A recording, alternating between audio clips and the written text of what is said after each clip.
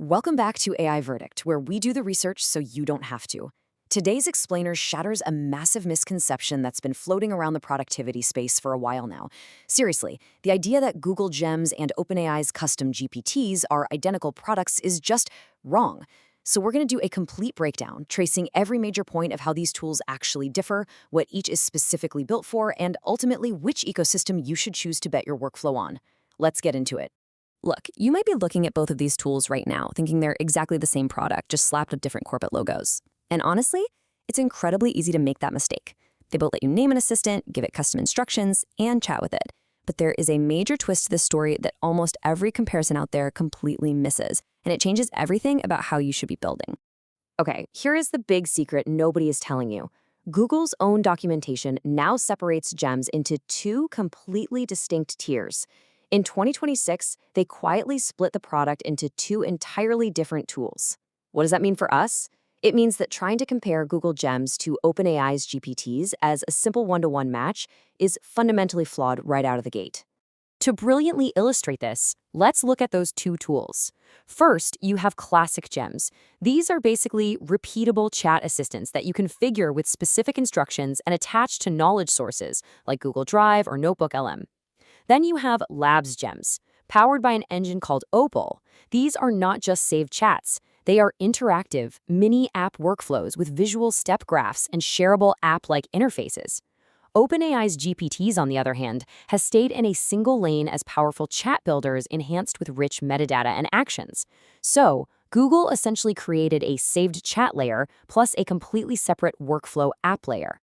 All right, moving into section 1, ecosystem versus builder formalism. What's fascinating here is how this proves the core philosophy behind each platform. If we summarize this entire debate in one single sentence, it comes down to comparing ecosystem depth against builder formalism. Google's clear differentiator is ecosystem depth.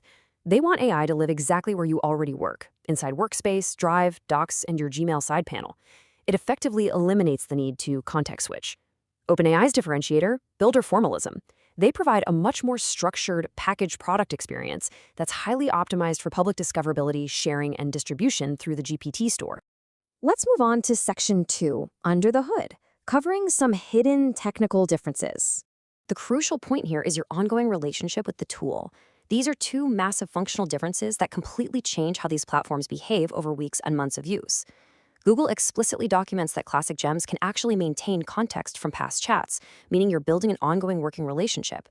OpenAI documents the exact opposite. GPTs have absolutely no saved memory. Every single conversation you start with a custom GPT is a complete blank slate. The second hidden difference revolves around external connectivity. If you need explicit external API plumbing, OpenAI is very direct about it. They use explicit apps, actions, and API schemas to wire up external tools. Google Classic Gems, however, don't expose a public API action or plugin manifest at all. Instead, their tool use happens ambiently, working behind the scenes seamlessly within the Workspace ecosystem. Let's switch gears to section 3, building a classic research gem. Let's actually apply this theory and build a highly effective, reusable research assistant. Listen, when building a classic gem, vagueness is literally your absolute enemy. Vague instructions get you vague outputs every single time. By structuring your instructions strictly through these 4 steps, you create a sharp operating manual. You define the persona, outline the specific task, provide context, and demand the exact output format, like asking it to always end with a specific set of bullet points. Do this, and you'll get precise, reliable outputs without fail. Now, let's see how this builds into one of Google's biggest advantages, dynamic knowledge. If you link a Google Drive doc or sheet to your gem, it automatically reflects the latest live version of that file. If you update your notes in Drive next week, your gem instantly knows about it without you lifting a finger. No re-uploading, no resyncing. By contrast, OpenAI's GPT knowledge files remain completely static until you manually go in and replace them.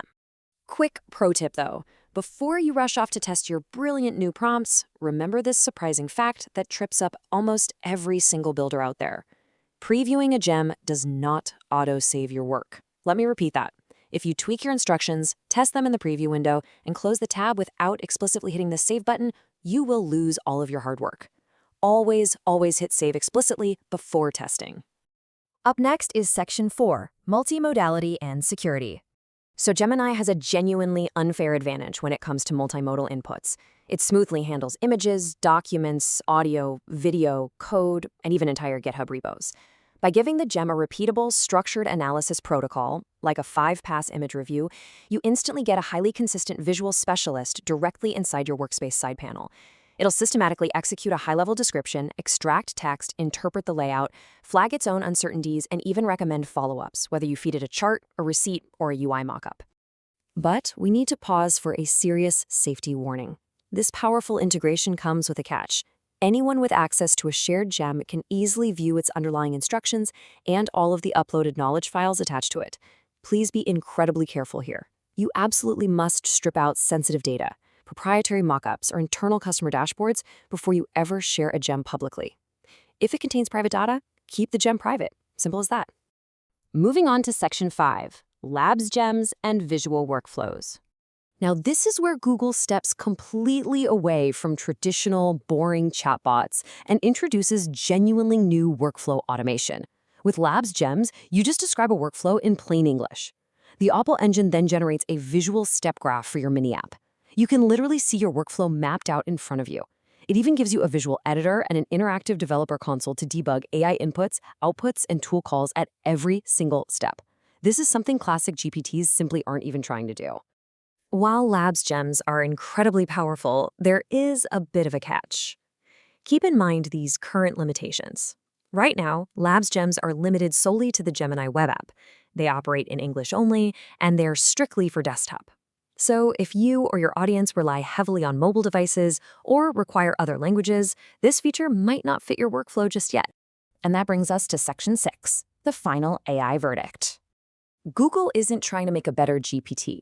What they're doing is quietly converging classic gems, Labs Gems, and Workspace Studios into one seamless organization-level automation tool. And this quote brilliantly captures the paradigm shift you need to make right now. Stop comparing the individual chatbots and start comparing the ecosystems. Making this mental shift is the only way to stop wasting time building in the wrong environment. So, at the end of the day, which ecosystem should you choose? Well, use Google Gems if your work already lives in Google Drive, Docs, and Gmail. They ground on your live files effortlessly and offer that visual workflow building that GPTs simply do not have. On the flip side, use OpenAI GPTs if you want stronger packaging, public distribution via the GPT store, reach, monetization, or if you explicitly need to build external API plumbing. Google is betting on workflow-native AI inside productivity tools. OpenAI is betting on a massive marketplace of packaged AI products. But look, the reality of modern digital work is that the best tool answer is almost never just one single tool. Most serious creators will ultimately end up using both ecosystems for completely different tasks. You might build a research GPT for public sharing, a classic gem for drive-grounded internal research, and Labs Gems to automate your annoying daily admin tasks. You can absolutely leverage both to maximize your efficiency. So I want to leave you with this final provocative question. Which ecosystem are you going to bet your workflow on? Are you leaning towards Google's ambient workspace integration or OpenAI's structured builder formalism? Let us know in the comments. And for more honest AI tool teardowns that skip the marketing hype and get straight to the facts, make